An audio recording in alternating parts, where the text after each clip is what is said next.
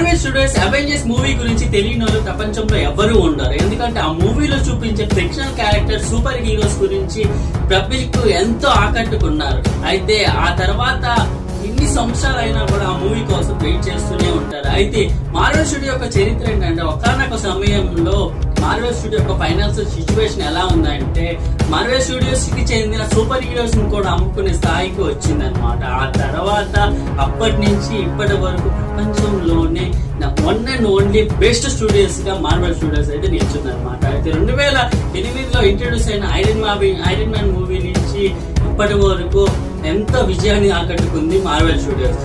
2012 వచ్చిన అవెంజర్స్, 2018 వచ్చిన Avengers infinity war, 2019 Avengers end game తర్వాత రాబోతున్న అవెంజర్స్ డూమ్స్డే మూవీ కోసం ప్రపంచంలో ఉన్న అవెంజర్స్ ఫ్యాన్స్ అంతా వెయిట్ చేస్తున్నారు అనమాట. అయితే ఈ సంవత్సరం Avengers doomsday and next year కూడా వెంటనే అవెంజర్స్ ద సీక్రెట్ వార్స్ అనేది రిలీజ్ కాబోతుంది.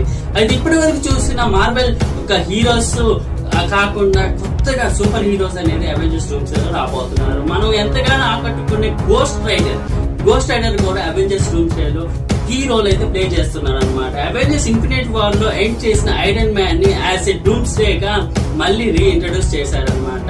అంతేకాదు సూపర్ హీరో అయిన కెప్టెన్ అమెరికా స్టీవ్ రోజర్స్ కూడా మళ్ళీ బ్యాక్ చేయడం జరిగింది.